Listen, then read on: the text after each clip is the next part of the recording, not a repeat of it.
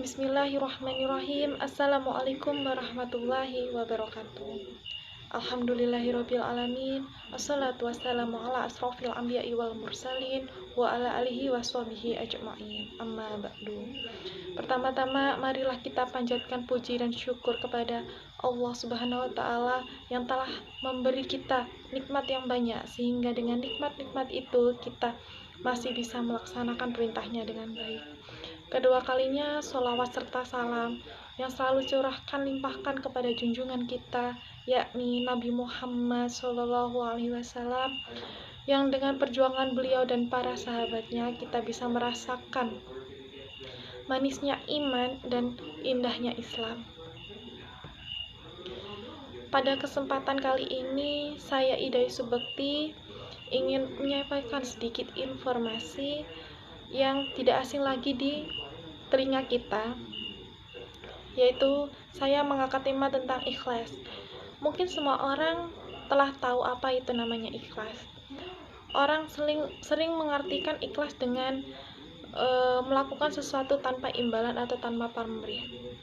Di dalam agama kita, ikhlas adalah melakukan sesuatu karena Allah Subhanahu wa taala. Ikhlas sendiri mempunyai praktek-praktek di dalam kehidupan kita sehari-hari, yaitu contohnya ikhlas dalam mengajar, ikhlas dalam beramal, ikhlas dalam bekerja, ikhlas dalam beribadah, dan masih banyak lagi. Nah, contohnya apabila kita masukkan dalam konteks ibadah, maka ikhlas berarti melakukan ibadah karena Allah Subhanahu wa taala, bukan yang lain.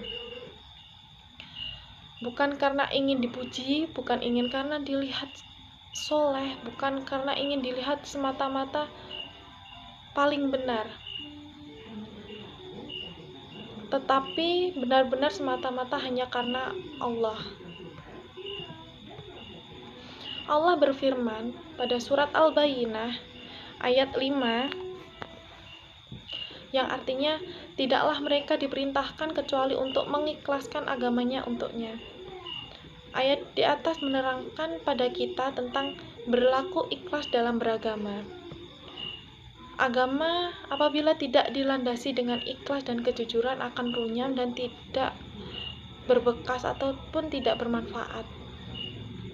Hanya mementingkan duniawi.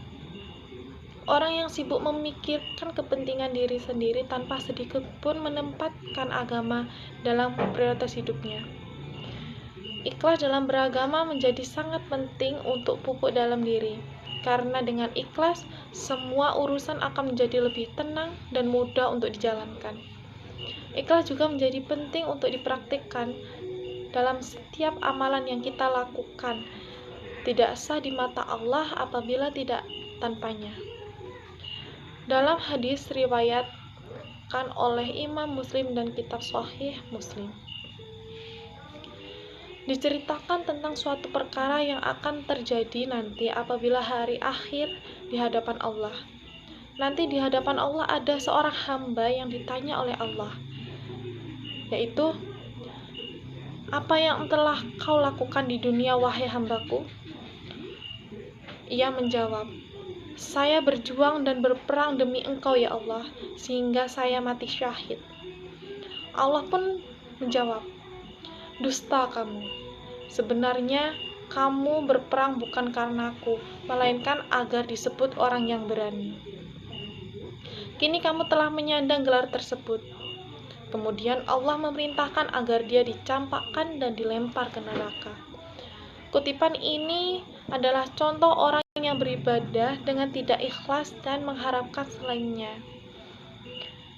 Kisah ini menjadi tamparan keras bagi kita yang masih sering beribadah atau melakukan sesuatu bukan karenanya. Semoga kita termasuk orang-orang yang Allah lindungi dari hal-hal itu ya. Amin, amin ya Allah. Dalam beramal, ikhlas menjadi ukuran sebesar apa pahala yang akan kita dapat esok. Semakin ikhlas seseorang dalam beramal, semakin besar pula juga balasan yang akan kita terima. Semakin murni karena Allah dia melakukan sesuatu, maka semakin bernilai amalan itu di sisi Allah Subhanahu wa taala. Setelah kita memahami isi dari berlaku ikhlas, maka marilah kita memupuk dan melatih diri kita sendiri untuk ikhlas dalam segala hal. Sehingga apa yang telah Rasulullah syaratkan dalam hadisnya tidak terjadi pada kita. Amin. Mungkin sekian dari saya, semoga apa yang telah saya sampaikan bisa bermanfaat bagi kita semua.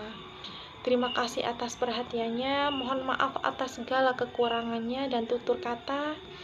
Saya akhiri, wabillahi taufik wal hidayah. Wassalamualaikum warahmatullahi wabarakatuh.